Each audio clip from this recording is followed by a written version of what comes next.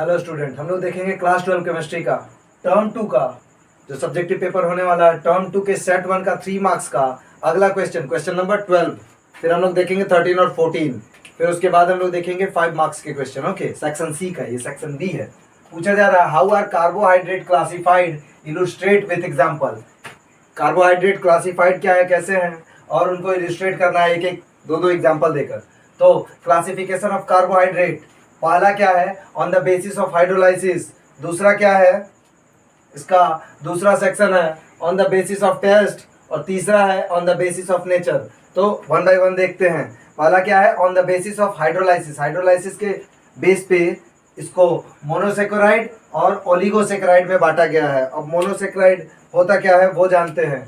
Monosaccharide, these are simplest carbohydrate which cannot be hydrolyzed into simple or small compound। क्या बोला जा रहा है कि ये simplest carbohydrate का फॉर्म है जो cannot be hydrolyzed into simple और small compound।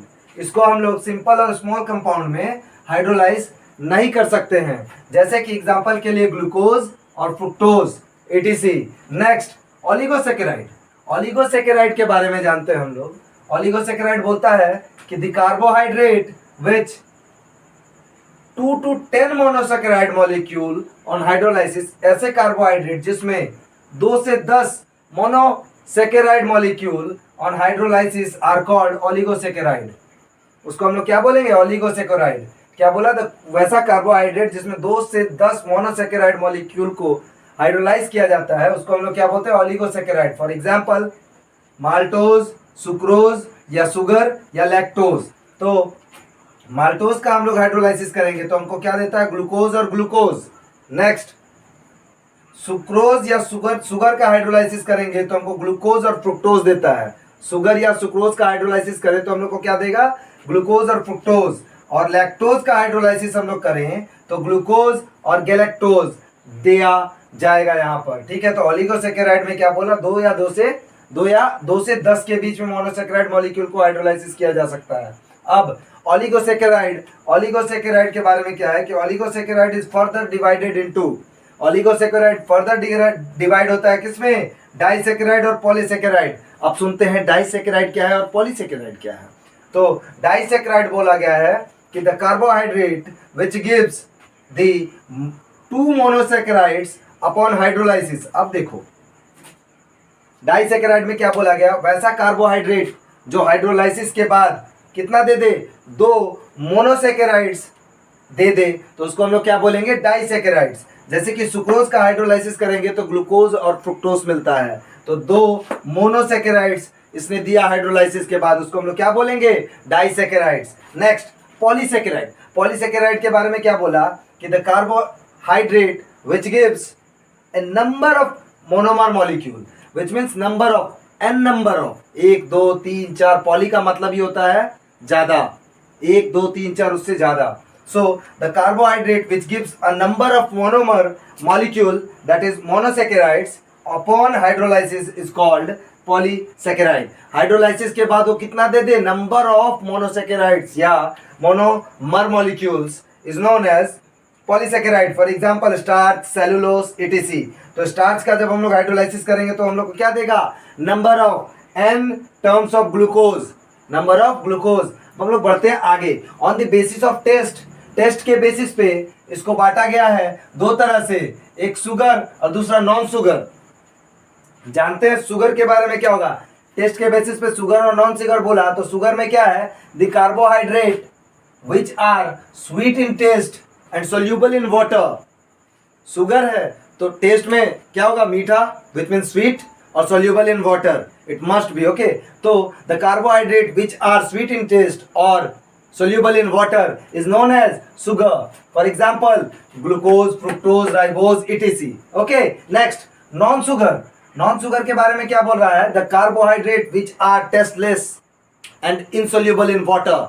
वैसा कार्बोहाइड्रेट जो टेस्टलेस भी हो, जिसका टेस्ट ना हो और वाटर में सोल्यूबल ना हो, उसको हम लोग क्या बोलेंगे, non sugar. For example starch and cellulose. Next one, classification of carbohydrate is on the basis of nature. Nature के बेसिस पे इसे कैसे बांटा गया है एक रिड्यूसिंग शुगर है, एक दूसरा नॉन रिड्यूसिंग शुगर है। तो रिड्यूसिंग शुगर क्या बोलता है, the carbohydrate which can reduce Fehling solution और Tollens reagent are called reducing sugar. वैसा रिड्यूसिंग शुगर के बारे में, वैसा कार्बोहाइड्रेट जो क्या करे, रिड्यूस करे Fehling solution and Tollens reagent is known as reducing sugar. For example maltose and lactose, maltose and lactose. अब हम लोग दूसरे पे जाते हैं, non reducing sugar. Non reducing sugar क्या है, the carbohydrate which cannot reduce failing solution and tolerance reagent are called non reducing sugar।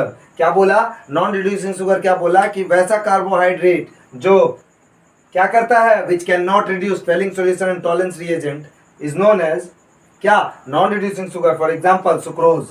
Sucrose एक ऐसा एग्जाम्पल है जो नॉन रिड्यूसिंग शुगर का अपडेट करता है। ओके, ये रहा क्वेश्चन नंबर 12। अब हम लोग इसके बाद देखेंगे क्वेश्चन नंबर 13 और क्वेश्चन नंबर 14।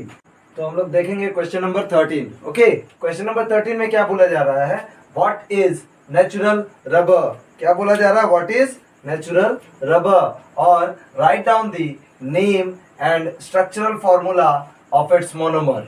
अब सबसे पहली बात कि नेचुरल रबर क्या है, फिर उसका फॉर्मूला और स्ट्रक्चरल फॉर्मूला और उसका नाम, उसके मोनोमर का नाम भी लिखना है यहाँ पर। ठीक है, तो चलो देखते हैं। नेचुरल रबर के बारे में हम लोग जानते हैं कि it is a polymer which has tendency to maintain its original shape and size. क्या बोला कि यह एक पॉलीमर है जिसके पास टेंडेंसी होती है जो अपने शेप और साइज को मेंटेन करके रखे, तब आफ्टर बीइंग स्ट्रेच्ड, जब हम लोग उसको खींच के छोड़ दें तो जब वो अपने रीगेन शेप और साइज में जाएगा तो वो अपने शेप और साइज को बचा के रखे, वैसी टेंडेंसी को क्या बोलते हैं, नेचुरल रबर। नेचुरल रबर, फिर से एक बार, it is a polymer which has tendency to maintain its original shape and size after being stretched. Okay, this rubber obtained from rubber tree. Okay, इसका मोनोमर क्या है, आइसोप्रीन।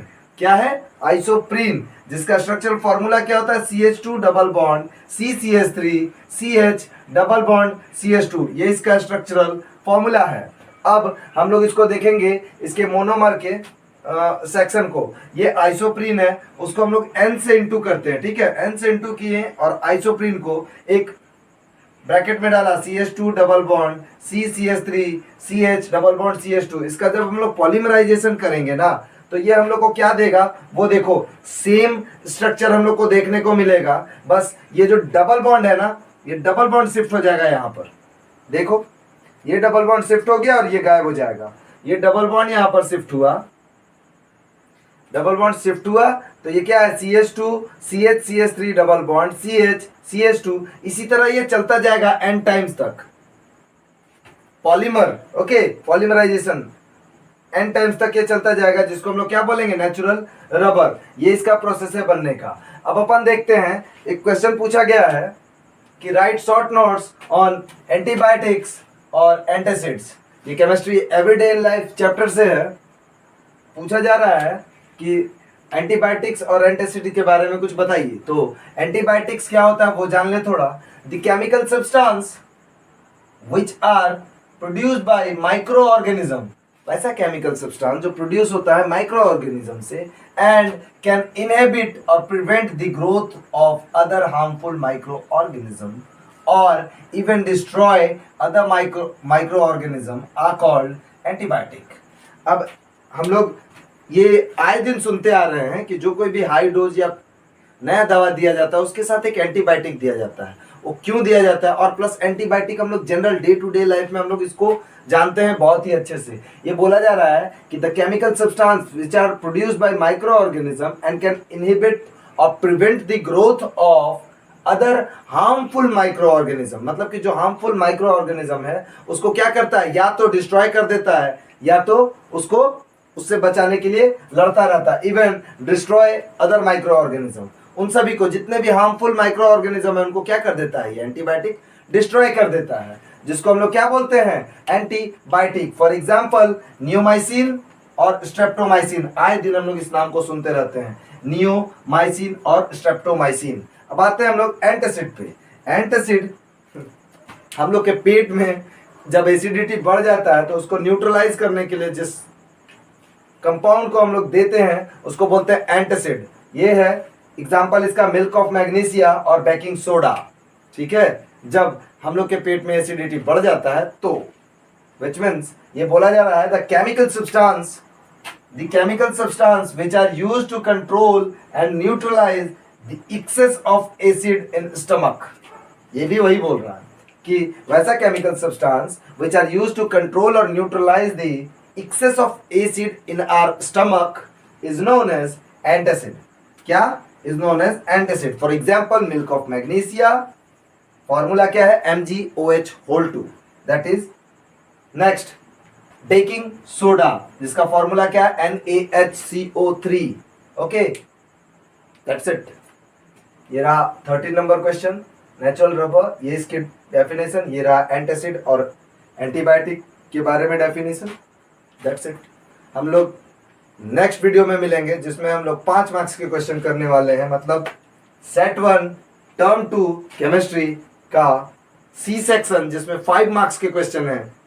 ओके, आप इसको देख लो, कर लो, एग्जाम में ये बहुत ही इंपॉर्टेंट सेक्शन बनने वाला है। ओके, चलो हम लोग नेक्स्ट वीडियो में मिलेंगे, तब तक के लिए टेक केयर।